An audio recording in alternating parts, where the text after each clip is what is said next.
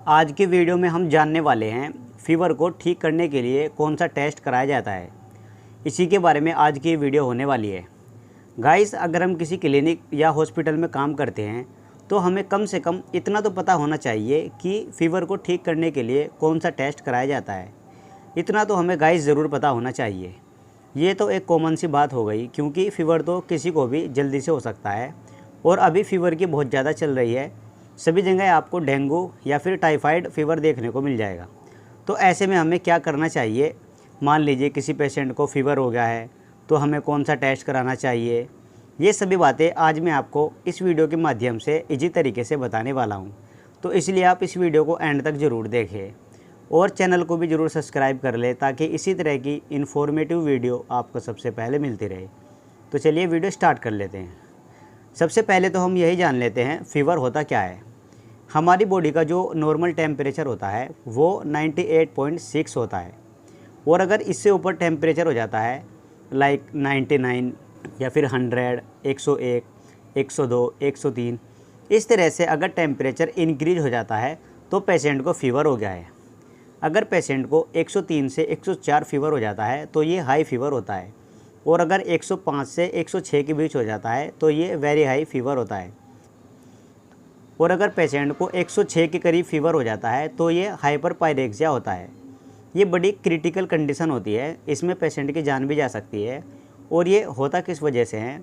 ज़्यादा गर्मी की वजह से शरीर में ऐंठन हो जाती है, या फिर गर्मी की वजह से थकान, लंबे टाइम से गर्मी के संपर्क में आने से चक्कर आना या गर्मी का दौरा पड़ना, ऐसे केसेस में हाइपरपायरेक्सिया की कंडीशन बन जाती है।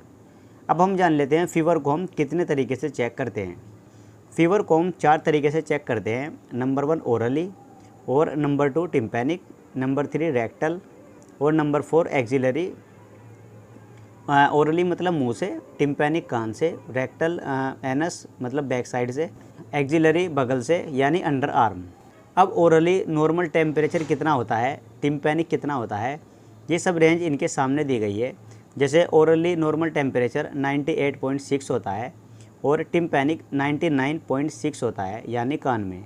रेक्टल में भी 99.6 होता है और बगल के अंदर यानी अंडर आर्म में 97.6 होता है।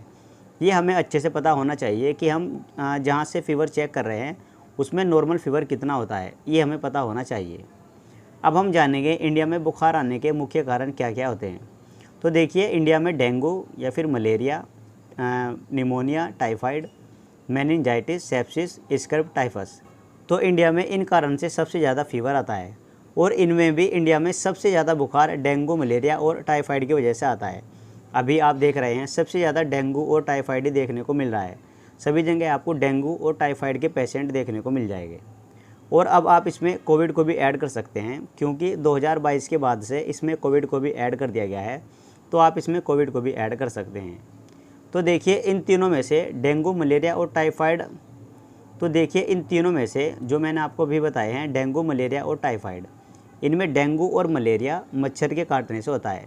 डेंगू टाइगर मॉस्किटो के काटने पर होता है या फैलता है, और मलेरिया फीमेल एनोफिलोज मॉस्किटो के काटने पर होता है।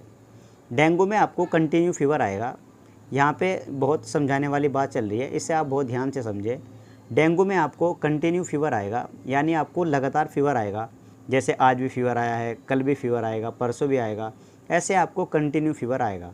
और मलेरिया में आपको बीच बीच में फ़ीवर आएगा, जैसे आज आ गया, कल नहीं आया, या परसों तरसों नहीं आया।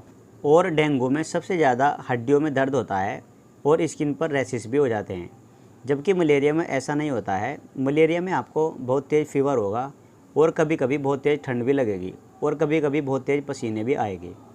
अब हम जान लेते हैं इन केसेस में हमें कौन सा टेस्ट कराना चाहिए। ऐसे में हमें फ़ीवर प्रोफाइल टेस्ट कराना चाहिए।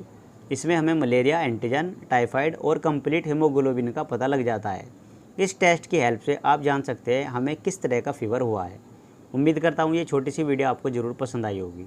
अगर अब भी आपको कहीं कोई कन्फ्यूजन है तो आप हमें कमेंट भी कर सकते हैं।